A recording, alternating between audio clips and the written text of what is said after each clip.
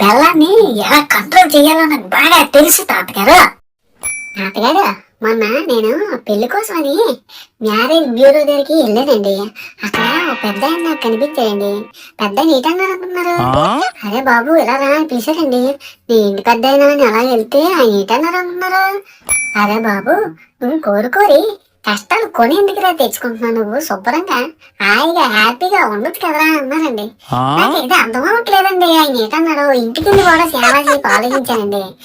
మీరైనా కొంచెం చెప్పండి తాతగారు, అసలు ఏంటి ఆయన ఎందుకన్నాడు నన్ను అలాగే అర్థం అవ్వట్లేదండి. చెప్పండి తాతగారు. ఏం లేదు నాయన, పెళ్ళంటే సముద్రం లాంటిది. ఎంత ఈదినా చచ్చే వరకు ఈదినా సరే మనం ఒంటికి అయితే చేరలేమురా. అందుకే చెప్తారు పెద్దలు, ఈ ఎప్పుడు మాత్రం ఇంకెవ్వరు సాయం చేయరా నాయన, అర్థం చేసుకోరా కొంచెమైనా. మరి మీరు పెళ్లి చేసుకుని బాగానే ఉన్నారు కదా తాతగారు, ఏమైంది ఇప్పుడు? నీకు అలా అనిపిస్తున్నారా బాబు? అంతలా కనబడుతున్నారా మొఖం? నా మొఖంలో నీకేం కనబడుతుందిరా చెప్తా నాకించరా. మేడి పది చూడు నీళ్ళమయ్యిండు, పొట్ట విప్పి చూడు పొరుగులన్నానా. ఆలకించలేదు ఎప్పుడైనా? నా బతుకు అలాగే ఎడిగిందిరా బాబు. బయటికి తక్కువ బాగానే కనిపించింది, అసలు లోపల బొక్కలు మాత్రం బోడున్నారా నాకు. మా ఆవిడ తిట్టు పురుగులు పట్టి అది బుర్రకెక్కి రోజంతా బుర్ర తలపు వచ్చేస్తుందిరా నాకు. నా బాధ ఎవరో చెప్పుకోవాలరా. అయ్యో, అంత బాధపడుతున్నారు తాతగారు. సారీ తాతగారు, నాకు తెలియదు.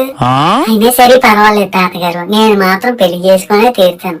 నేనైనా సరే మీ లేకుండా వీక్ కాదు తాతగారు. నేను స్ట్రాంగ్ బాడీ తాతగారు. నేను బెల్లాన్ని ఎలా కంట్రోల్ చేయాలో నాకు బాగా తెలుసు తాతగారు. మాత్రం తప్పకుండా అలాగే చేయరా ఆయన. పెళ్లికి మాత్రం నన్ను పిల్లడం మర్చిపోతా. ఎందుకు అనుకుంటున్నావు, నాకు చాలా హ్యాపీగా ఉంటాను పెడితే. ఎందుకు తాతగారు, మీకు పెళ్ళంటే ఇష్టం లేదు కదా, మరి పెళ్ళంటారు పెళ్లికి? పికారి బాబు, నీ ఆనందాన్ని ఆఖరిసారిగా చూద్దామని రా. అదేంటి తాతగారు, ఇంక నన్ను జీవితాంతం ఎలా ఉండిపోమంటారా ఒంటరిగానా? చెప్పండి తాతగారు మీరే. ఇప్పుడు నీకు అంత చెప్పినా అర్థం అవదురా బాబు. ఒక సంవత్సరం తర్వాత తాతగారు నేను హ్యాపీగా ఉన్నానని అప్పుడు చెప్పరా, నేను నమ్ముతాను. అప్పుడు నేను నాతో మాట్లాడకరా, పెళ్లికి మాత్రం పెళ్ళం మర్చిపోకరా. నాకు చాలా ఆనందం ఉంటది నువ్వు పెళ్తే.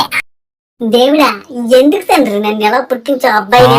ఎందుకు తండ్రి, ఏ పక్షిగాను పుట్టిస్తే బాగుండేది కదా. ఎలా ఉండాలి తండ్రి, నేను జీవితాంతం ఎంజాయ్ చేయడానికి ఏం లేదు. ఇంకా నరకంలో తీసుకొని తొడిసినావు నువ్వు. నీకేమైనా అర్థం అవుతుంది అసలు? వచ్చే జన్మలో నేను ఏదైనా పక్షి కింద కానీ ఏదైనా మంచి పెట్ట కింద కానీ తయారు చేయదండ్రి నన్ను. ఎందుకు తండ్రి ఇలా మనిషి కింద పుట్టించావు? నీకు తండ్రి ఎలాగోలాగి లైఫ్ అంతా ఇలా బతికేస్తానులే, ఈ జన్మకి చాలు.